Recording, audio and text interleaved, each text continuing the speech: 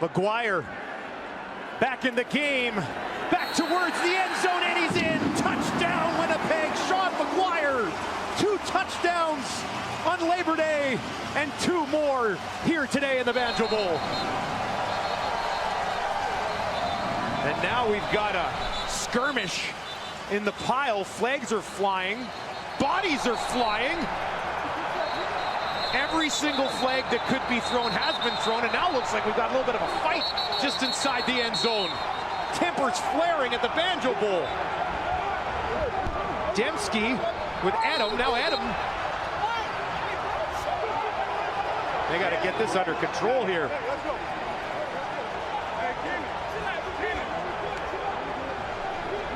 Good luck sorting this out. Well, they will use video to look at it, and you just both teams, they don't want to lose a guy. Will there be any disqualifications? Officials may, call it both ways on the first one like this, but make sure both teams know that they can't get away with it again, or there will be, and there may be a disqualification here. It was tough. It was madness there after the touchdown. McGuire was celebrating in the end zone, and then all of a sudden, everybody sort of just converged in behind him. Back at the 1.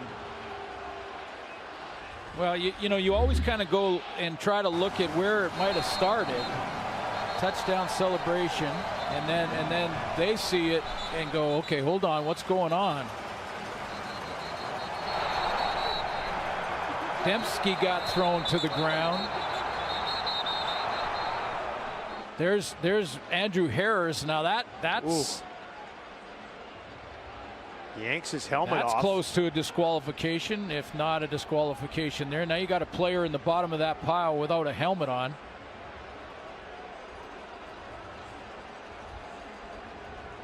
Lawler comes in late. And so does, trying to get the number, was it Mike Edom, I think, came in late too. Edom was involved in there too, yeah. Well, that was Micah Johnson who threw Nick Dembski down. Wow, this might take a little time to sort out. That's Christian Campbell, who's just getting into the lineup here for the Riders. He's the one who had his helmet ripped off by Andrew Harris. There are 6 fouls on the play. We've got a major foul, Saskatchewan number 99. Winnipeg 53. Those 2 cancel. Then we've got rough play disqualification, Saskatchewan number 35. Major foul, unnecessary roughness, Winnipeg number 33. Disqualification, Saskatchewan number 92. Major foul, Winnipeg 89. The penalty will be added on the convert or the kick on the kickoff. So the Riders lose 2 players. Lawler and Harris pick up penalties, but the Riders are losing Marino, who was banged up in this game a couple times already, and AJ Hendy, who they've already moved from linebacker core into the halfback position, and now they will lose him. So first down over 20. First and 20, and Ray with Napastic in pursuit. Ricky Ray is going to take off with the ball, and he's forced out at the Eskimo bench, and a flag goes down there. Well, there's going to be more than a flag. Well, there's going to be some ejections now as we see the temper start to flare. We see some players getting thrown out. Bench is clearing. Sean Fleming. Shades of the Flames and the Oilers. A number of Stampeders coming across the field. I tell you what, they were kind of picking through the pile, sorting out which guys they didn't want in that scrum. And Sean Fleming, the kicker, got thrown out of there. And for the first time in his career, Dan Kepley is a peacemaker. Well, one of the things that Jim Barker said was we have to make smart decisions on a football field. That doesn't mean just as we're playing the game, but also don't take stupid penalties. Jim Daly all the way across. Well, he's trying to get a hold of his player to bring his player back. Now the Eskimos are in his face. Yeah, Kevin Lensrud with some words for Daly, more flags. As you know, we've talked about this rivalry over the years, but I don't remember in over a decade of these games seeing anything quite like this. Well, you know that when you push the quarterback and it's in his home bench and you take a roughing penalty, that the rest of the team is going to converge on the culprit. That's exactly what happened. But as also happened is the Stampeders on the defense came to his rescue, and that's where it all started to melee. And now we've got still more. Herbie just took a poke at somebody. Well, the referee went down. I think the referee's hurt. He's laying there, and he's not moving. And he's on the 48-yard line. And you can almost sense there's going to be some ejections right here. This is getting out of control. Fans aren't happy with it. They're voicing their displeasure. Well, Herbie looked like he took a swing at somebody, and he caught the official instead. Oh, you can see he's... And it's Brent Butchko, the head linesman. So Herbie's day is likely done. We believe it all started with the late hit by Garrett Smith of the Stampeders on Ricky Ray. Well, yeah, that's how it all started, Chris. I tell you what, Herbie will more than likely be asked to leave the ball game, and his wallet will be a little lighter when the league reviews this. It's not often we see a referee get caught up that bad in the turmoil and go down. The only thing missing now is some ice and Don Cherry for some intermission analysis. Well, if you thought there was no life in this Calgary team, or no hate between these two squads, even though a lot of them have switched uniforms over the years, boy, I tell you right now, there is no love lost. As Coach Jim Barker and Coach Higgins are going to call their teams respectively together and have a word about controlling themselves.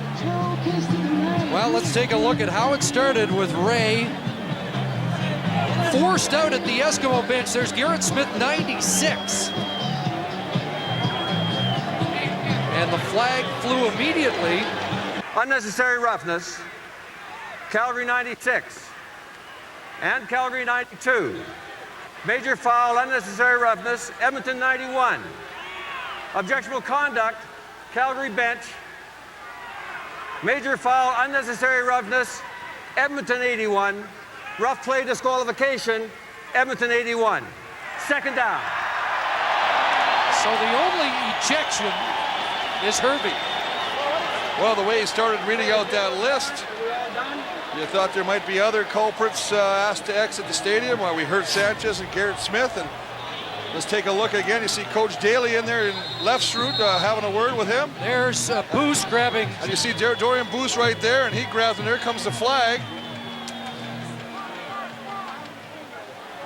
And Stampeders get that bench penalty. So let's go back to work after the long rap sheet. And Ray finds Quincy Jackson to the 45-yard line. It was 2nd and 26. 2nd and 20. It's Quincy Jackson, number 6. And Quincy Jackson, number 27, that's a big part of that back. Young made the stop. Well, the biggest thing now is you got to get back to playing football right now. You got to get your head focused and turn back onto the football game right now. And it's 3rd down and 4. Wait. And a quick scramble at the Calgary bench as they realize that it's a punting situation. I don't think Calgary knew what down it was after all the confusion. They have to call timeout. You can hear the fans roaring, trying to jack up the Hamilton defense on this 3rd down gamble. And Bishop plunging straight ahead. And he should have it. And Bishop getting involved here. And look out. Welcome to Labor Day at Ivor Wynn. And you see what happens there. It's all about, and there's fisticuffs going on in Adriano Belli, and his cohorts, you see it smacks. Fisticuffs, R.J. Soward with the haymakers. And this is early on. This is just, 5 minutes into the football game, and I guarantee we're going to have some ejections right now. Every official has ejected at least one penalty marker, and now the coaching staff has to get involved. Well, you expect hostilities, but it's already bubbled over more than it should have. Well, it's a short yardage play. Now, when Bishop uses his big size to push over to get that first down, his offensive line and teammates don't like the treatment he received from the Ticat defenders. They get into a pushing match, and then everything just escalates from there.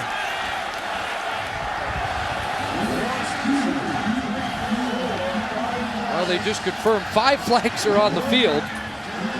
And this all starting after Bishop appeared to have the first down and then got drilled back. Well, he got drilled back. Now, the interesting thing will be, Chris, did they catch some of the behind-the-scenes haymakers that were thrown? One by R.J. Soward. Take another look. Good leg drive, and you can see they just keep pushing, And actually, it's his own man that pushes him over. And Michael Bishop with a little bit of a forearm to the throat of the defender. That was Tim Cheatwood at the bottom of the pile. There you see R.J. Soward, a couple wild right hooks. Obviously a man who hasn't spent much time in a boxing ring. He's certainly in one of the lower weight classes. Oh, I tell you. And this might take a while, so while the officials straighten it all out, we will take a break. We're just starting Labor Day in Hamilton. It's still 25-7 Edmonton in Calgary, a minute 20 to go, and here's how the early festivities began with Cheatwood and Bishop to start, and then Adriano Belli pulls Bishop down, and here we go. Andre Talbot took a run at somebody, and then R.J. Soward gets involved. So what does Mr. Johnson have out of all that? He's got a big list, is what he's got. We have 7 major fouls on the play. New CFL record. We have Toronto number number 4 and Toronto number 18.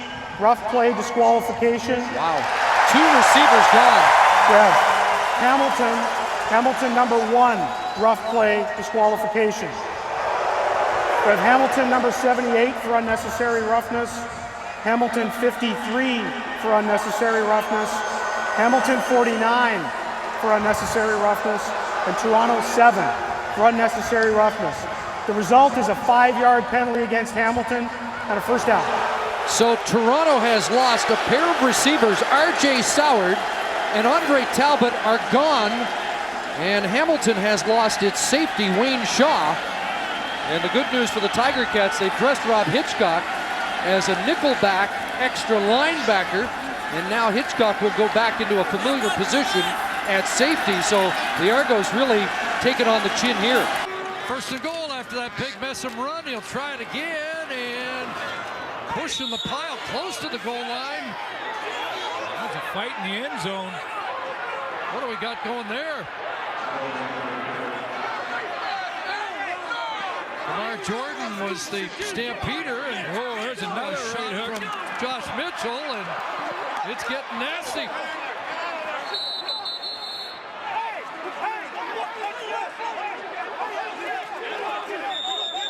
Let's go. Josh Mitchell, I think, was the first involved for the Argos. Toronto, number 29, unnecessary roughness. We have him for 2 UR penalties. Toronto, number 19, is a rough play, disqualification. Calgary, number 88, unnecessary roughness. Calgary, number 16, rough play, disqualification. It will be first down, Calgary, on the 1-yard line.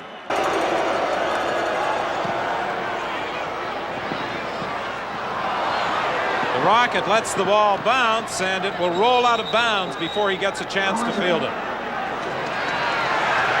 And there's pushing and shoving at the Argo bench, and now quite a battle is going on. Andy McVay is in the middle of it. The Rocket trying to get involved as well. He came hurdling right over a couple of people, and this is most unnecessary. All that is frustration. You see a lot of people frustrated. They got to play on the football field, not on the sidelines on a bench clearing brawl. That was totally uncalled for. Andy McVeigh was already down. He and Ben Bellingham were having their own fight.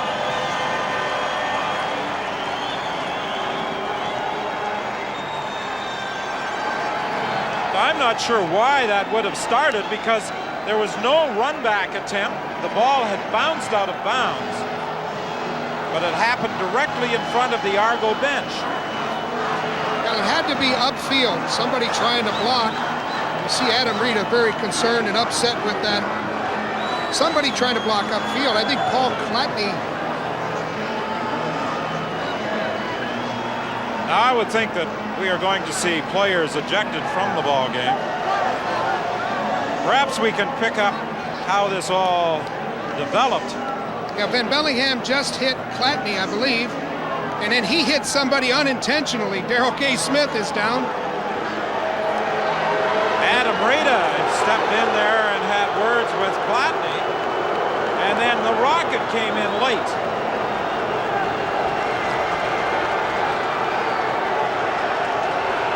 Rough play, disqualification. Toronto number 25. Rough play, disqualification. Calgary number 34. Rough play, disqualification. Toronto number 6. So David Williams and the Rocket are ejected from the ball game, and so is McVeigh. Now you see the Rocket come in and go down just at the top of the screen. It looked as though he was almost trying to jump on top of Andy McVeigh. Well, Ben Bellingham hit Clatney into several Argos. Then the retaliation began. Andy McVeigh ended up on the ground. Darrell K. Smith ended up on the ground, and he's in street clothes. So the Rocket is gone. David Williams is gone. Two of the Argos' offensive threats are out for the rest of the game, and so is McVeigh. Objectionable conduct, Toronto number 25. In addition, there's an objectionable conduct call assessed against the Rocket. The Argos are losing their cool. Now watch the Rocket come in. Whoa, is he trying to kick one of the down players? I hope not. Well, the officials, it looks like, have it sorted out, and the Argos are all the way back on the 5-yard line. There's no. Will he be back? Is it a hit? Or is it ribs? There's some kicking going on. Look at this. Carl Kidd with 3 boots to the head. 4 boots. You can't have that. You got to get that out. There are suspensions about to happen, and you got to be worried about Bombers who might be affected before the game next week. Apparently there's a fan involved, and that was the target. Well, fan player, Chris. There's no room for that. We don't condone fans rushing on the field until the game is over. Celebrate after with the team. But in fairness to the players, when fans are jumping out of the stands, they got to protect themselves. Well, after we see what happened in baseball, the 2 fans going out there beating on that third base coach. But those aren't fans. That's Jamie Stoddard involved with some of the Lions, and this thing's got right out of hand. There's a former Winnipeg Blue Bomber, Brent McNeil, on the field, and this thing is just completely unraveled. Well, there's 7 ticks left on the clock. I almost wonder if they just might just blow it. Let it run out, guys. Let it run out. There's no sense. I don't know if you're going to restore order here. A lot of people on the football field. A little bit of chaos going on there still.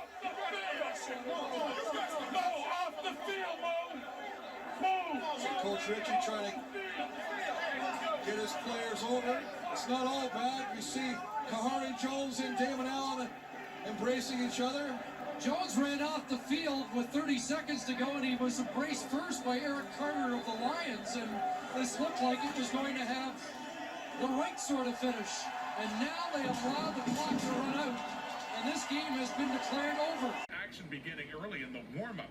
Tommy Campbell with the Owls, ex-Stampeder. His old buddy Wynton McManus there, they greet, and it's not too friendly at all there. I guess they didn't like Campbell Milt being in their half of the field. Yeah, it's unfortunate that these fights happen, and not condoning anything like this. I don't think this should ever happen, but the one thing you don't want to do. The video shows Argos defense back Chris Edwards and receiver Dejan Brissett in an argument with fans over an alleged spitting incident at the end of yesterday's game. And then someone in Ticats gear gets involved. Toronto police say two men jumped a barricade at BMO Field and were attempting to fight with players. Officers and security personnel quickly intervened, and both of the jumpers were removed from the field. Damon Allen took a shot, definitely a late hit by free safety Robert Davis of the Bombers.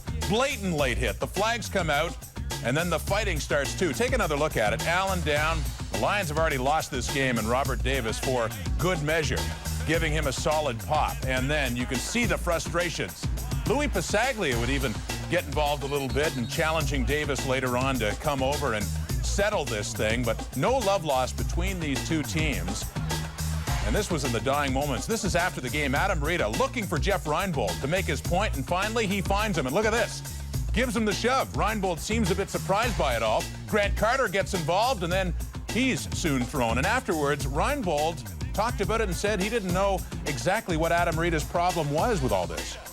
Apparently Adam thought Robert Davis took a shot at his guy, and he comes over and pushes me. But, you know, again, that just says an awful lot. I don't have to say anything. His actions spoke louder than anything I could ever say. I don't know what's going on with Robert Baker, but he was in a tussle in the Argo huddle, was pulled, and just took a shot at Noel Prefontaine. Sure did. Unbelievable. Well, they call him the toughest receiver in the league. And have you ever seen this? Have you ever been involved in a scrap like this on your own team? In training camp. In training camp, but not once the regular season starts. Now, I have seen many times when a player has started to talk too much, or he's talking to the opponents, or maybe yelling at an official. I've seen a veteran step in and try and break it up. Now, Andre Talbot tries to get Baker out of there, and he's talking to the official. Now, I've seen this a bunch. Just trying to calm down a teammate. John Avery says, use your head. Now he's losing it. Now Baker's getting upset, and he's going to get pulled off the field, and that's when it gets really exciting. Now Allen throws into the end zone. Tony Miles has the catch. Touchdown, Toronto. Arguing and fighting and throwing helmets before the game, and how that spilled over to the game. It was a very physical game. There's some bad blood going on between these two teams, and I don't know if next year, if this will be the same two teams playing, but I guarantee you, if it is, it's going to be a physical game. These guys literally, I don't think they like each other, and I think it's personal, and it showed on the field, the way they were hitting, the way they were talking smack. And as a fan, as a spectator, you got to love that. You know, you want to be entertained, and this was an entertaining game. Of course, I know the Rough Riders would have loved to... Leads the Tiger Cats in tackles. Tunde Adeleke has his first couple of CFL interceptions.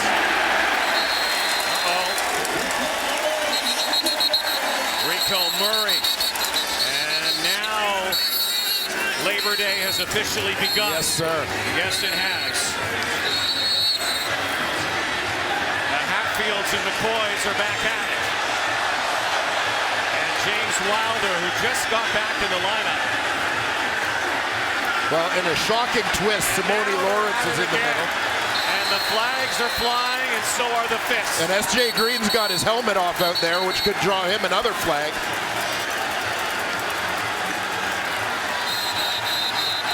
Here's another flag. This is... It is... It's a little bit like Oprah. Yeah. You get a flag, you get a flag, you get a flag. Except on Oprah, they don't throw punches. Yeah, watch Wilder here in the backfield, right on the 30-yard line. He's going to end up blocking Simone Lawrence.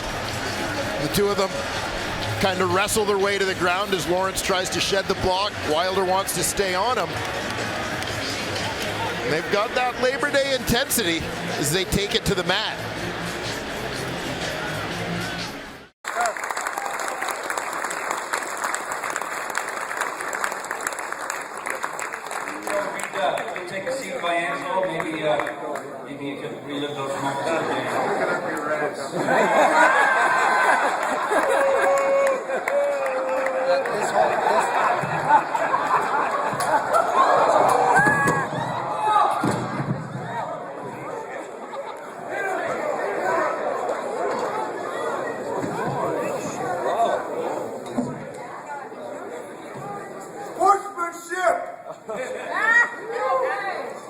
35-yard line.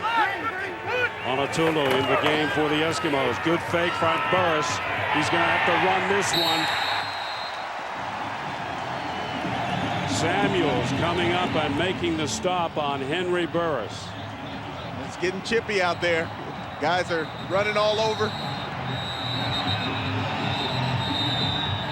Well, we expect this kind of intensity, this kind of emotion from the Eskimos and Stampeders whenever they meet in a Battle of Alberta, but I'd suggest throwing helmets is not the kind of emotion you want to see. No, and I think A.J. Gass is out of the game because of that. As a veteran, you cannot lose your head like that. You cannot put your team down a man. And it looked like an all-in-out battle out there. That's why we call it the Battle of Alberta. Yes, it is. It is. This is only the first time. They do this a few more times.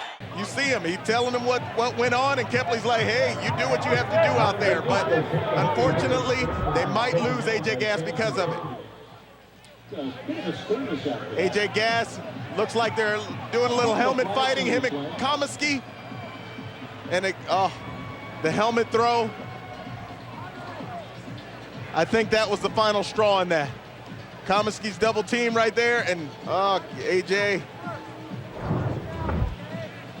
That little extra, that is what will get you kicked out of a game. And if I were a betting man, I would say that was AJ's last play.